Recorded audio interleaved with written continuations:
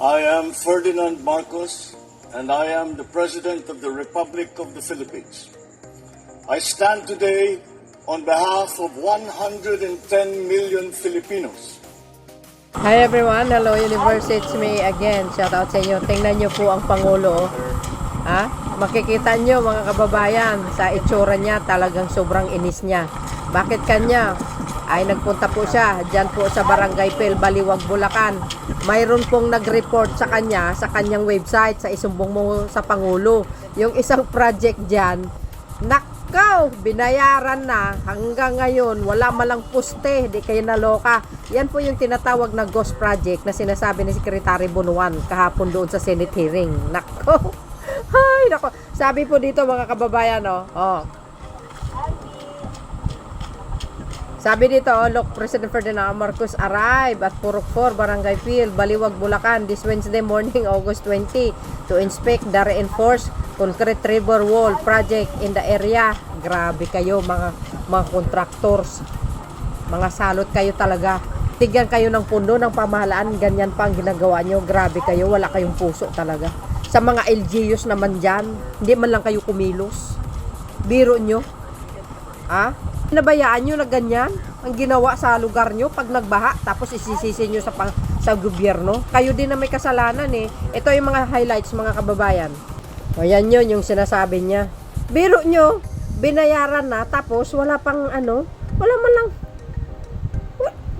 kahit poste na malaki. Walang guys. Walang nakalagay. Ay, kahit sino ba naman, 'di ba? Maiinis ka talaga. Grabe kayo. Matindi. Kaya pala binaha ang Bulacan, hindi man lang gumalaw ang LGUs diyan. Sino ba ang senador diyan? Sino ba ang congressman? Matindi naman. Binayaran kayo ng pamahalaan, hindi nyo naman ginawa yung part nyo. So ibig sabihin, matagal nyo na palang ginagawa yung ganitong klaseng kabalbalan, kalukuhan na ginagawa nyo, dekada na pala. Ang mga past administration nagtitiwala din sa inyo, tapos ganito palang ginagawa nyo, puro kayo kapalpakan. Kung hindi pa si PBBM ng Pangulo, hindi pa natutuklasan itong anomalya na nangyayari sa pamahalaan sa Pilipinas. Dekada na ito, hindi lang sa Marcos administration. Yan ang dapat nyong isipin. Tingnan nyo, ang flyover sa Iloilo, panahon ni Digong yun. Walang alam itong dating Pangulo, dapat in-inspection niya rin. May rin eh. Kumbaga may kasalanan din yung mga LGUs dyan eh. Palpak hanggang ngayon. Ngayon, inaayos ng Marcos administration yung flyover, yung Ongka flyover, tsaka yung Aganan. Si PBBM lahat ang magtutuloy, tapos ito naman ang nangyayari. Inaasahan na matatapos, yun pala ghost. Sarap talaga katusin itong mga contractors na ito itong mga engineer na ito, sarap talaga katusin. Ito pa, tingnan nyo naman yan mga kababayan. Ang sabi ng Pangulo, sabi wala kahit isang hollow block o semento.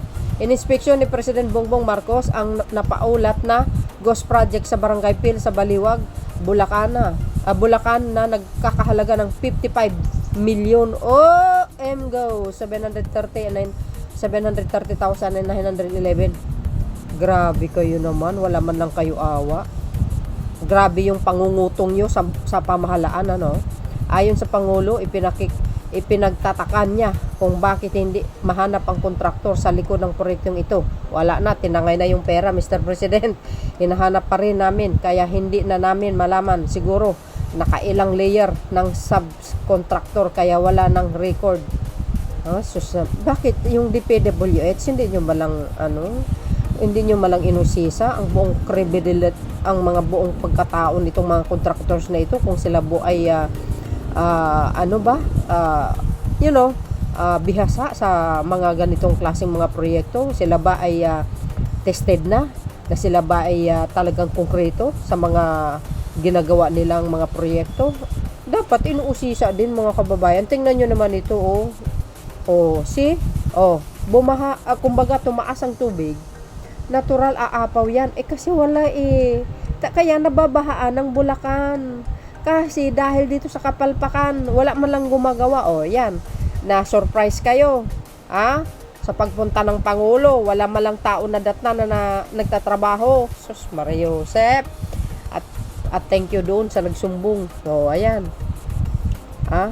Ang mismong Pangulo na ang mag-i-inspect sa mga katarantaduhan ninyo. O, ayan.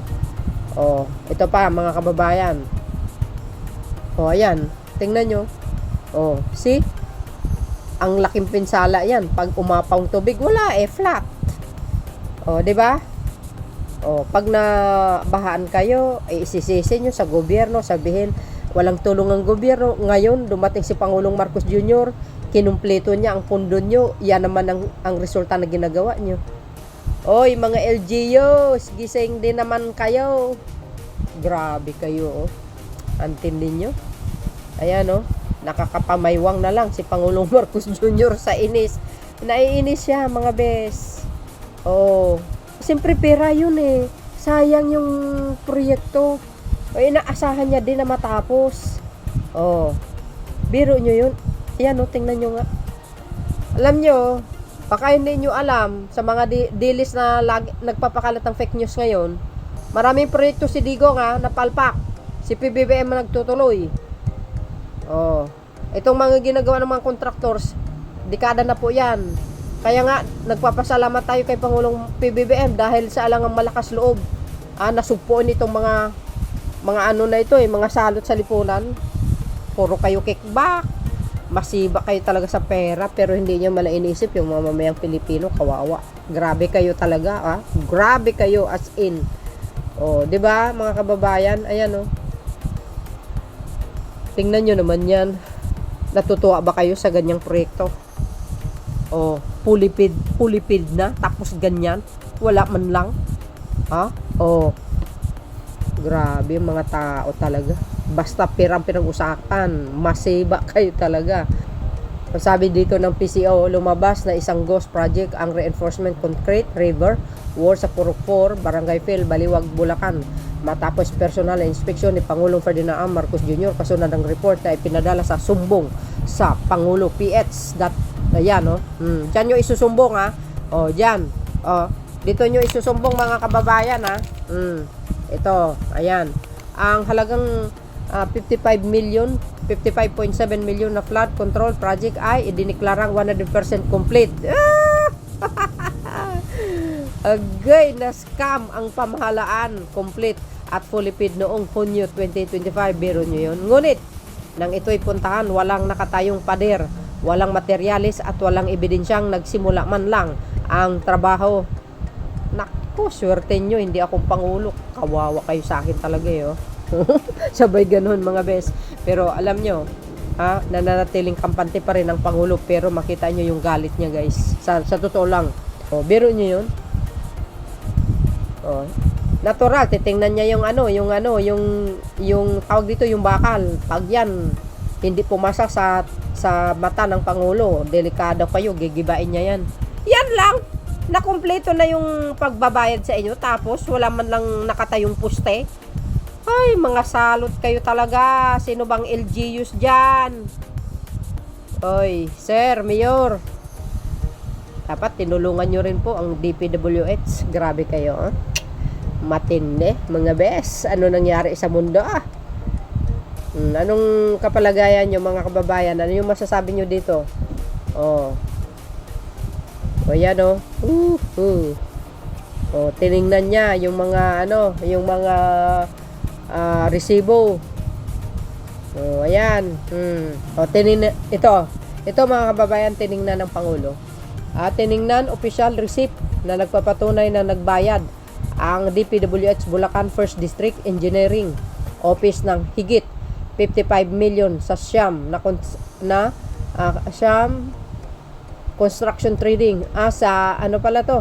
Sabi dito, tingnan official receipt na papatunay na nagbabayad ang DPWH Bulacan 1st District Engineering Office ng higit 55 million sa SYMS Construction Trading para sa isang flood control project sa Barangay Phil, Baliwag, Bulacan. Agay!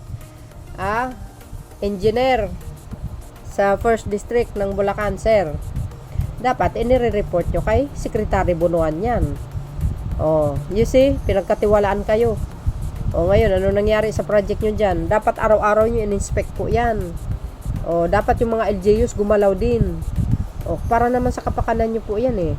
O tuloy, inilahad ni PBBM na ito isang ghost project matapos niyang matanggap ang report at inspeksyonin ang lugar kung saan ito dapat nakatayo. Ayon sa Pangulo, walang materialis, walang equipment at walang tinatayong pader kahit sa idineklarang itong 100% complete at fully paid na record. Ayun, na-scam nga kayo talaga. Anyway, sa SYM's Construction Trading, baka naman may kahihiyan ka. Baka gusto mong tapusin na po yan. Ha? Yung pera, ang laking pera natanggap mo. Ngayon, iniwan mo na lang nakatiwangwang. Grabe naman. Mahiya ka naman. Mahiya ka na naman sa sarili mo. Yan binayaran ng DPWH guys. Ang nakarating kay Pangulo is kompleto na raw. Pero huwag kayo. Ngayon ay marami ng mata ang Pangulo. Isumbong mo sa Pangulo. Ayun. In-inspection niya. Di na surprise kayo ngayon. Na-trigger kayo mga siraulo talaga itong mga contractors na ito. Para kompleto detalyado mga kababayan, panoorin nyo ito. Sabi niya dito, galit siya. Ito na. But don't forget to like, hit the button bell para lagi kayo update sa aking mga upload videos. Eto na mga best. Ay, nako. Talaga naman. Thank you. Disappointed, sir? Yeah. Disappointed? Extremely. Well, more than disappointed. I'm actually...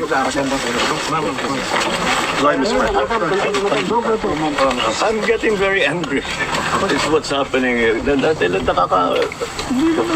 paano naman wala talaga 220 meters 55 billion completed ang record ng Public Works. Walang ginawa, kahit isang araw hindi nagtrabaho, wala. Wala kang makita, puntahan ninyo, wala kayong makita kahit na ano. Tuloy-tuloy ang pagbaha doon sa kabila. So, yes. Sir? Sir? If all of these projects were properly executed and implemented, ang laki nang nawala na problema sa atin at sa mga taong bayan. At saka mas magiging maayos hanggang irrigation, hanggang water supply, fresh water supply for household. Pero ito yung ginagawa nila talagang nakakapinsala pa sa mga local residents. So yes, it's no, I'm not disappointed. I'm angry. Sir, there's a COA fraud audit of Bulacan projects. Anong end goal nun, sir? Filing cases? Yes, if need be, of course. As I said, ang trato namin with all of this is, siyempre marami. For example, falsification na ito. Yung ganito, dahil nag-report sila na completed. Hindi, kitang-kita naman na hindi completed. So immediately, that's a falsification. So that's already a very big violation. And for the big ones, talaga I'm thinking very hard to pipilahan natin sila na economic sabotage. Because economic sabotage is very clearly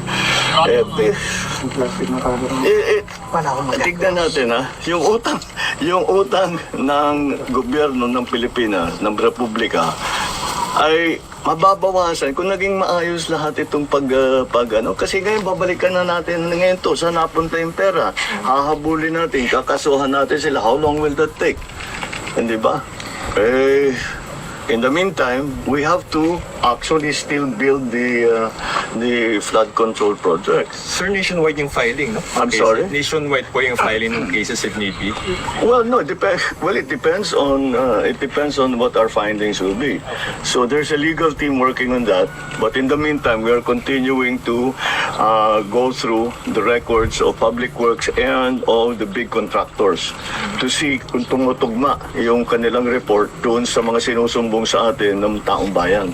So that's why I encourage, napaka-useful, napaka-malaking bagay at napapakinabangan namin ang gusto yung inyong pagsulat sa amin, pagsumbong, padalhan nyo kami ng picture, padalhan nyo kami ng video para alam namin kung ano yung sitwasyon dun sa inyo. pupuntahan natin. Kung hindi ako makapunta, pupuntahan ng mga engineer natin para makapag-report sila sa atin na mabuti. At malaman talaga natin kung ano nangyari sa pondo, sino nagwaldas ng pondo, paano nangyari yun na ibigay yung kontrata doon sa mga ganyang klaseng kontratista. So that's what we're going to do. Kahapon, galing kami sa isang barangay, Sulipan, medyo bukid din, sir, yung may flood control. Hindi ba medyo weird na mga nasa bukid din yung mga flood control? Nasa? Bukid, sir. Well, maraming Parang hindi naman kailangan. kahit sa design. Oh. Maraming style yan eh. Number one, yung sasabihin nila, gagawin nila na napakataas ang specifications. Sasabihin, kailangan ibaon yung pilings ng 8 meters. Sasabihin, dahil malaki ang tubig. Hindi naman totoo. Hindi naman malaki ang tubig doon. Hindi naman kailangan magkaroon ng flood control doon o maliit lang yung flood control. So, ang gagawin nila yung tama. Pero, ang charge nila sa gobyerno, malalim. So, isa yun. Ito, yung ganito, ghost project, kahit na nakakompleto, etc. I-report nila sa public works, kompleto, walang ginawa. Maraming teknik eh. Tapos siyempre, nakita ninyo dun sa kabilang bayan. Talumpit. Tama, yung simento, nipis-nipis. Oh, narinig nyo yung sinabi niya. Ay, nako. Napakamot sa tagiliran niya, mga kababayan. Oh, siyempre, makikita mo yung paghihinayang niya. Siyempre, tiwala rin naman siya. Dahil, nandyan po ang sekretary niya. At yung mga pinagkatiwalaan din ng Secretary Benua ng First District dyan sa Baliwag. May mga tao ang DPWH dyan, pero yun po naman ang nangyari. 'Di ba? Kahit sinong pangulo, madidismaya ka talaga, naiinis ka talaga kasi in-expect mo matatapos. Kanya lang, ganyan naman po ang resulta, kahit sino magagalit, 'di ba? Ngayon, huwag kayong magsisi kung babahain kayo ng husto. Wala, sisi nyo yung mga contractors. Sa sa mga LGU, sana po, tulungan nyo din naman ang DPWH. At isa pa, ang DPWH dapat araw-araw. Kasi, kung walang tao dyan, sa mga gumagawa, alam nyo na, pag hindi mo binantayan, wala, nga. Pero kailangan babantayan mo yung mga manggagawa dahil para kumilos sila ng husto. At saka isa pa, sa pundo ng bayan, talaga namang, siyempre, ang Pangulo nagtitiwala, nagbigay siya ng pundo, tapos siya naman ang resulta. Magagalit ka talaga. 'Di ba? Kaya, ganun pa man, kahit nakikita nyo galit na galit, pero, still pa din, sabi niya, itutuloy yung construction, kailangan matatapos yan. So, doon sa construction, SYM Contractors Trading, mahiya naman po kayo. Tapusin nyo yung proyekto nyo. Ang laki-laki ng pera na nakuha nyo sa gobyerno. Grabe kayo kung pumutong So yun guys, ang aking pinaka latest updates. Ano po ang komento nyo dito? Hindi lang pa yan, baka marami pang flood control. Yung 15 na nabanggit ng Pangulo, kulang pa yun, marami pa yan, mga contractors na salot sa lipunan. So, abangan po natin ang mga resulta ng mga investigasyon. See you again on my next upload. Bye, and babush. God bless Philippines.